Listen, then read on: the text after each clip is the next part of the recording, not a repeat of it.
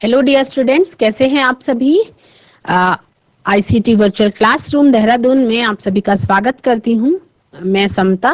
बच्चों, class 7th में आपका चैप्टर नंबर 8 चल रहा है, that is winds, cyclones and thunderstorms. उसके बारे में आपको चर्चा कर रहे थे हम कि तूफान और चक्रवात किस तरह से आते हैं और क्या कारण होते हैं जब ये चक्रवात और तूफान बनते हैं। पवन किसे कहते हैं और पवन की स्पीड कितनी हाई होती है तब वो चक्रवात का रूप ले लेती है। किस तरह से कम दबाव और ज्यादा दबाव वाले क्षेत्रों में अंतर होने पर ये चक्रवात बनते हैं।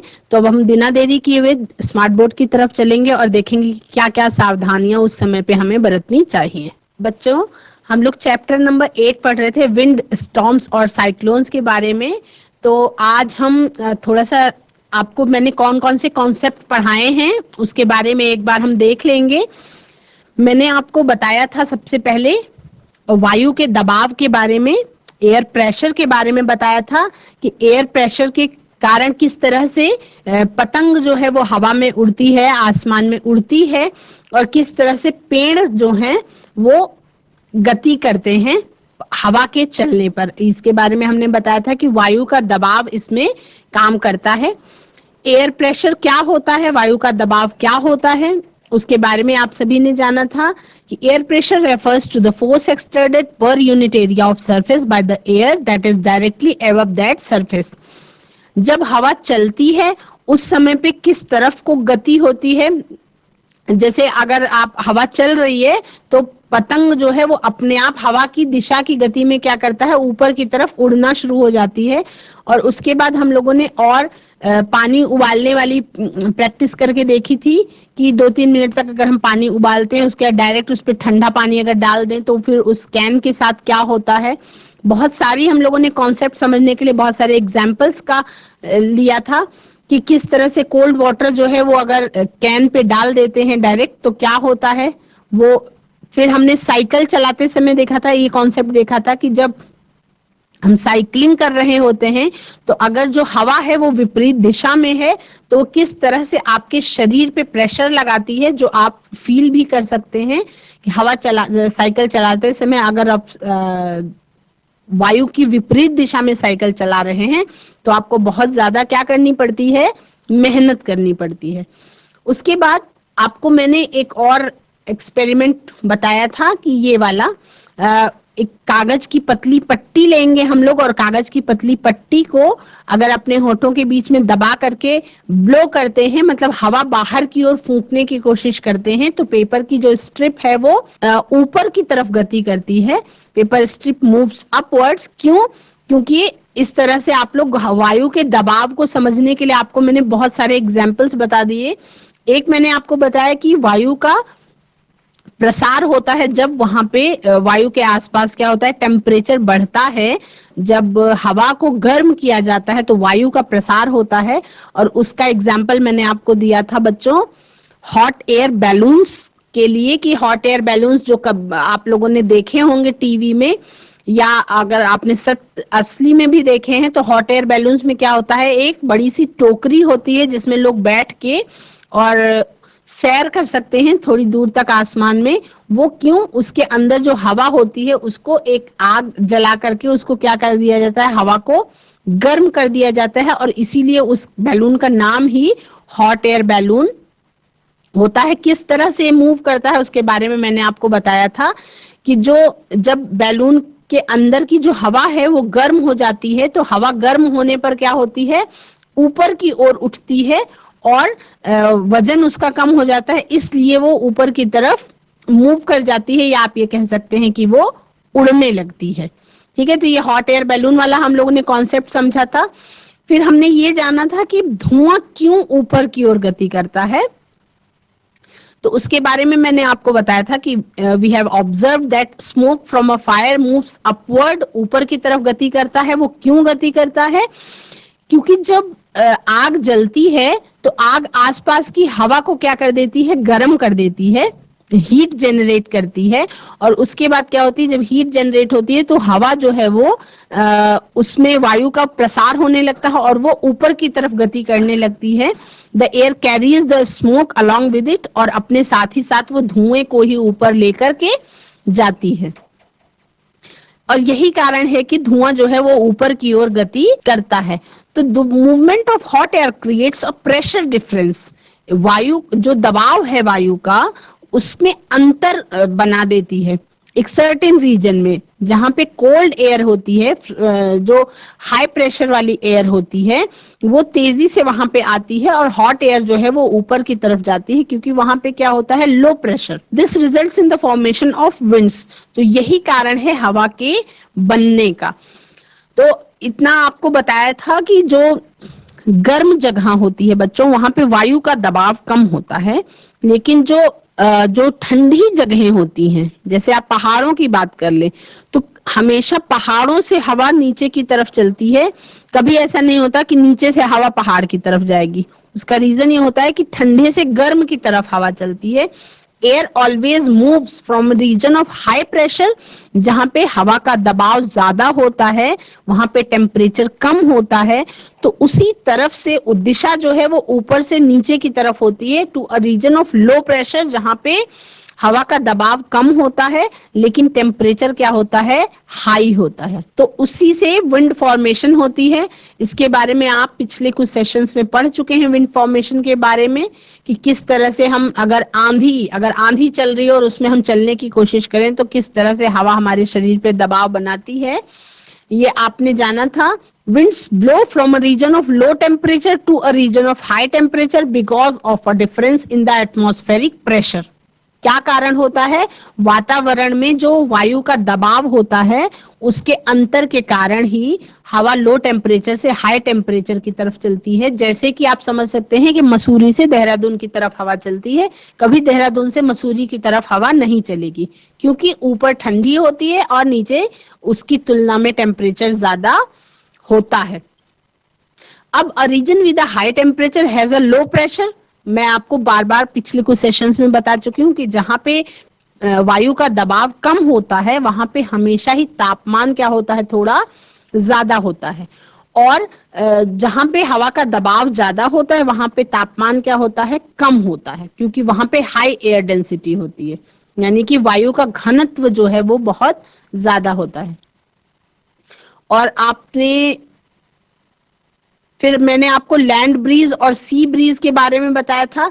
During the summer months the equatorial lands absorbs heat and the temperature of the land becomes higher than that of oceans. This makes the hot air from the land rise up and the cold air from the oceans blow towards the land. This results in the formation of the monsoon winds. यानी कि जब monsoon का मौसम होता है तो monsoon की जो हवाएं चलती हैं वो गर्मियों के समय में इक्वेटोरियल में यानी भूमध्य रेखा के आसपास क्या होती है, गर्मी ज्यादा होती है, और वहां पे फिर ओशंस के में उस समय पे क्या होती है, उतनी ज्यादा गर्मी नहीं होती है, और इसी तरह से ओशन से हवा चलती है लैंड की तरफ, और इसीलिए मॉनसून की हवाएं बनती हैं या मॉनसून विंड्स का फॉर्मेशन होता है। और मॉनसून रेन्स के बारे में भी आप सभी ने पढ़ा था कि monsoons are seasonal winds that change their direction with changing season.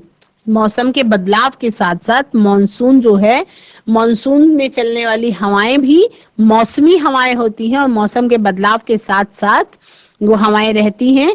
और जब मॉनसून की हवाएं ओशन से लैंड की तरफ चलती हैं गर्मियों के मौसम में, तो ठंडी के मौसम में ये लैंड से ओशन की तरफ चलती हैं। When blowing from ocean to land, these winds carry water droplets with them and are responsible for the rains in India, और जिन्हें हम मानसून की वर्षा या मानसून रेन कहते हैं। ठीक है, उसके बाद आप लोगों को मैंने थंडरस्टॉर्म और साइक्लोन के बारे में बताया था बच्चों कि थंडरस्टॉर्म क्या होते हैं, गरज कड़क के साथ होने वाली वर्षा थंडरस्टॉर्म कहलाती है। A thunderstorm is a high speed wind, बहुत तेज गति की हवा होती है, that is accompanied by, जो अपने साथ साथ भारी बारिश और बिजली का कड़कना और बादल का गरजना, ये तीनों चीजें जब एक साथ होती हैं तो उसको आप थंडरस्टॉर्म या तड़ित झंझा कहते हैं। How are thunderstorm formed? Thunderstorms कैसे बनते हैं? जो गर्म और आर्द्र क्षेत्र होते हैं ट्रॉपिकल और इक्वेटोरियल एरियाज के आसपास, वहां पे क्या होता है, टेम्परेचर जो होता है वो ज्यादा होता है। वहां के आसपास की जमीनों पे क्या होता है, हाई टेम्परेचर होता है।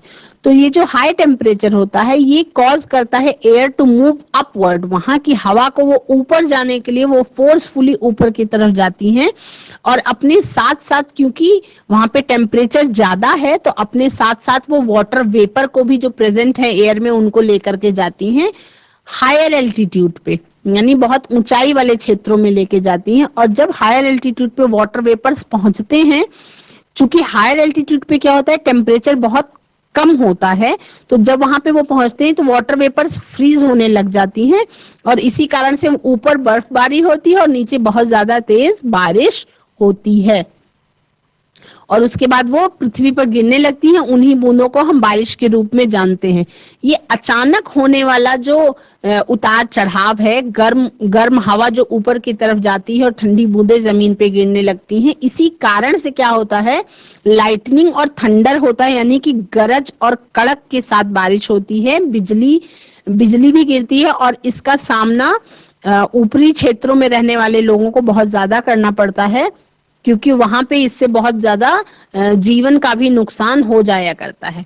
और एक फैक्ट, अमेजिंग फैक्ट भी बताया जा रहा है कि did you know that over 40,000 thunderstorms occur through out the world each day, यानी पूरे विश्व में प्रतिदिन 40,000 से भी ऊपर गरज कड़क के साथ थंडरस्टॉर्म्स आते हैं प्रतिदिन। तो ये बहुत बड़ी संख्या है। साइक्लोन्स के बारे में आप सबने जाना था। साइक्लोन्स किसे कहते हैं बच्चों? चक्रवात को कहते हैं। Water on the surface of the earth absorbs heat and changes to vapour. जो पानी है धरती पर मौजूद वो ऊष्मा को ग्रहण करके हीट को एब्सॉर्ब करके भाप के रूप में बदल जाता है। As water vapour moves up higher in the atmosphere, अब जब वो गर्मी को एब्सॉर्ब करता है तो क्या करता है, ऊपर की ओर गति करता है और अपने साथ वो गर्मी को भी लेकर के जाता है। The higher regions of the atmosphere are cooler, और जो ऊंचाई वाले क्षेत्र हैं वो क्या होते हैं, जमीन की तुलना में या मैदानी क्षेत्र की तुलना में क्या होते हैं, ठंडे होते हैं, और इसीलिए वहां पे संघनन होता है वाटर वेपर का, और वो वाटर ड्रॉप्स के रूप में वापस नीचे पृथ्वी पर गिरने लगते हैं। अब ये आपने देखा था, व्हेन वेपर कूल्स डाउन, जब भाप जो है वो ठंडी होने लगती है, या वाष्प जो है जल वाष्प वो ठंडी होने लगती है, तो जो अपने साथ वो हीट को ऊपर लेके गई थी उसी हीट को वो निर्मुक्त करती है या रिलीज करती है। तो जब वातावरण में वो उस हीट को निर्मुक्त करती है, the heat thus released warms up air which once again cause it to rise up, और उसके बाद वो क्या करता है, क्योंकि हीट जैसे ही निर्मुक्त करती है तो आसपास की हवा को फिर वो ऊपर जाने के लिए मजबूर करता है, और बार बार लगातार लो प्रेशर एरिया वहां पे फॉर्म हो जाता है, यानी कि कम दबाव वाला क्षेत्र बनने लगता है, क्योंकि ये घटना जो है वो लगातार होती है, कंटिन्यूअस होती है, और इससे क्या होती है, विंड की स्पीड बहुत ज्यादा तेज हो जाती है, और इतनी ज्यादा तेज हो जाती है कि एक चक्राकार आकार का घूर्णन करता हुआ हवा का पिंड कह सकते हैं, जो बहुत बड़े दूरी में होता है, मतलब देखने में आपको डायग्राम में थोड़ा सा दिखाई पड़ रहा है कि छोटा है, लेकिन ये कई किलोमीटर तक का बड़ा घूर्ण हो सकता है।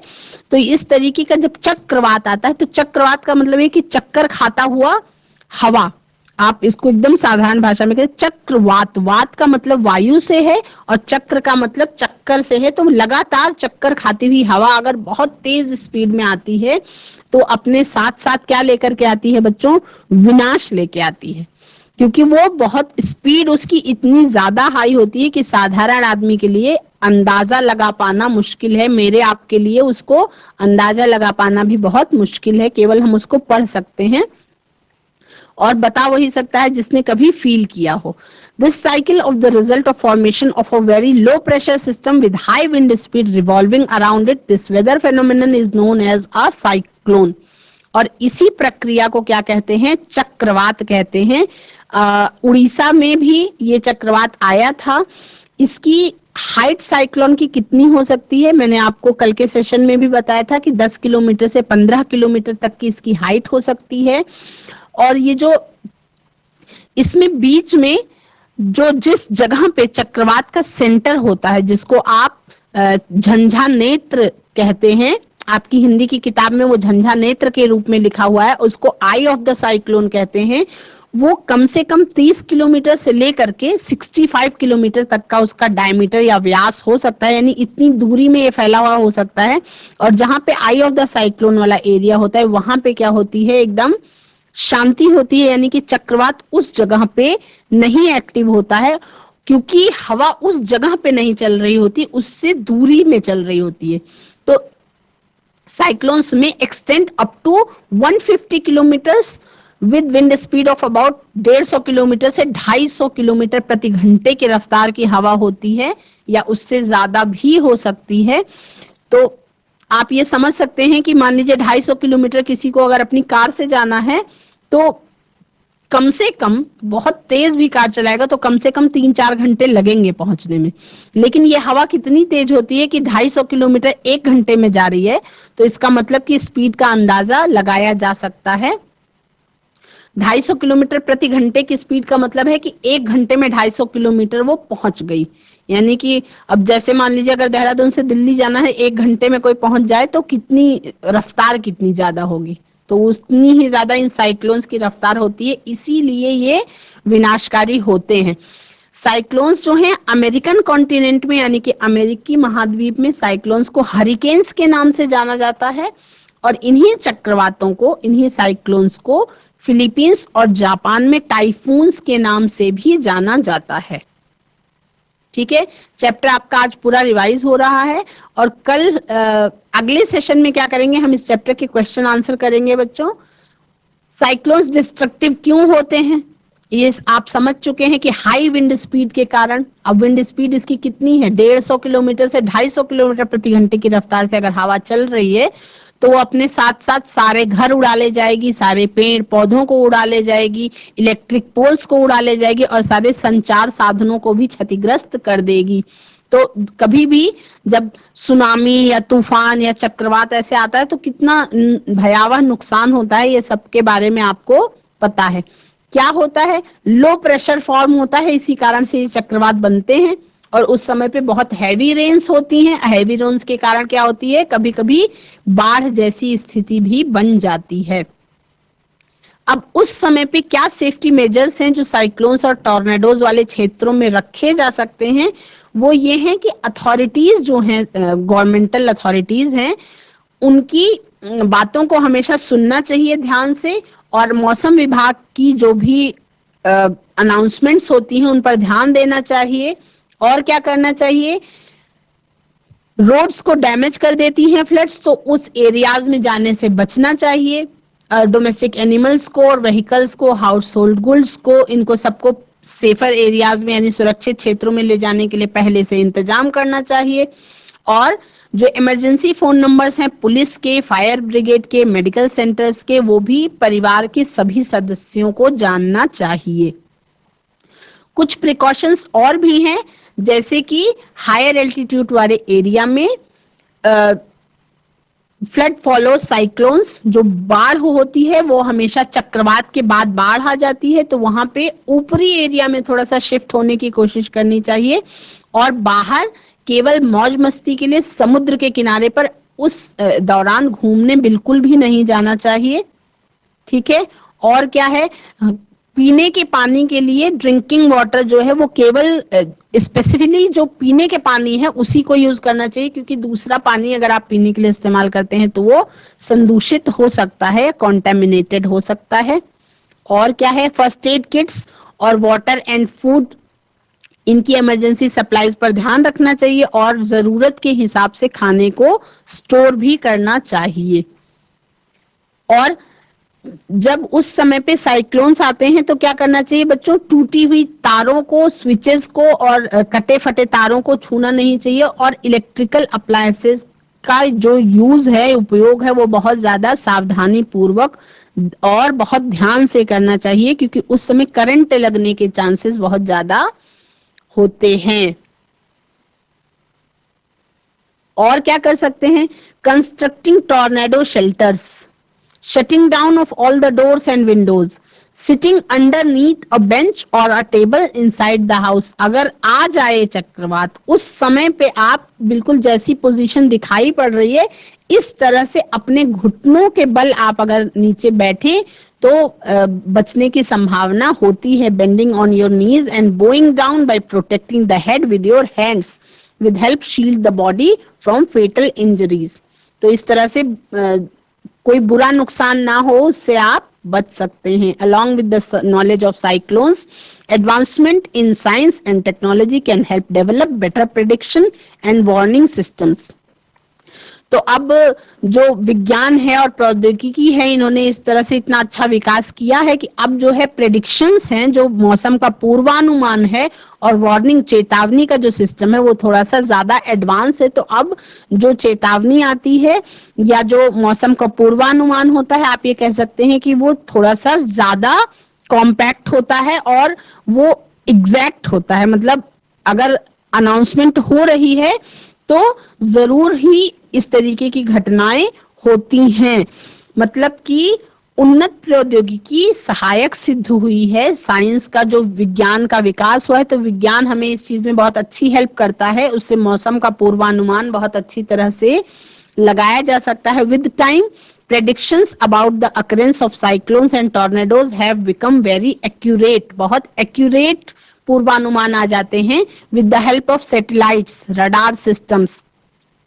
अब इसकी बारे में आप बड़ी क्लासेस में और अच्छे से पढ़ेंगे बच्चों की सैटेलाइट्स छोड़े गए हैं वैज्ञानिकों के द्वारा, रडार सिस्टम है और वेदर फोरकास्टर्स हैं, मौसम विभाग है पूरा, जिस पूर्वानुमान लगाते हैं अलग अलग आंकड़े एकत्रित करके। और उसके बाद फिर क्या करते हैं, वो लोगों को चेतावनी देते हैं साइक्लोन्स और टॉर्नेडोज से बचने के लिए। तो अगर चेतावनी पर ध्यान दिया जाएगा तो साइक्लोन से बचने में हेल्प हो सकती है। A cyclone watch is a weather alert that makes a forecast about cyclones that are likely to hit a particular area। For a storm, it is issued about 2 days in advance। अगर storm आने वाला है तो 2 दिन पहले उसकी जानकारी दी जाती है। अगर साइक्लोन आने वाला है तो 24 घंटे पहले ही उसकी चेतावनी दे पाते हैं। Before cyclones hit the shoreline, the message is broadcasted every 30 minutes। हर आधे घंटे पर ये मैसेज ब्रॉडकास्ट किया जाता है कि चक्रवात आने वाला है।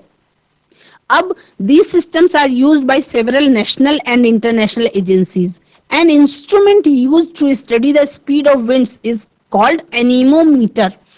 एक यंत्र है जिसकी सहायता से वायु का जो वेग है, विंड स्पीड है, उसको नापा जा सकता है, उसको कहते हैं एनीमोमीटर। वो ये यंत्र है। Since the low pressure area in a cyclone results, कभी भी आपने जहां जो मौसम विभाग होता है बच्चों, तो मौसम विभाग का ऑफिस अगर कहीं हो वहां पे इस तरीके का देखा होगा आपने, ये कितने बड़े बड़े हैं, ये गोल गोल तेजी से घूमते रहते हैं और ये एनीमोमीटर्स लगाए जाते हैं जिससे विंड की स्पीड का अंदाजा लगाया जाता है। तो low pressure area in a cyclone results in high speed winds. जहां पे कम दबाव वाला क्षेत्र बन जाता है वहां पे बहुत तेज हवाएं चलने लगती हैं। It is very important to measure the speed of the winds. It helps the meteorologists to accurately predict the nature and extent of these natural disasters। यानी कि जो ये मौसम विज्ञान विभाग है, तो मौसम विज्ञान विभाग में जितने भी मौसम विज्ञानी होते हैं उनको अगर पूर्वानुमान लगाना है तो कुछ यंत्रों की सहायता लेनी पड़ती, क्योंकि वो जो लोग होते हैं वो इंसान ही होते हैं, वो अपने आप से इन चीजों का अंदाजा नहीं लगा सकते हैं। तो उसके लिए बहुत सारे अलग अलग यंत्र हैं जिनकी वो सहायता लेते हैं और उसके बाद ही वो क्या करते हैं, मौसम का पूर्वानुमान लगा सकते हैं। तो हमें आपदाओं से पहले के जमाने के हिसाब से अब और अधिक सुरक्षा उपलब्ध है।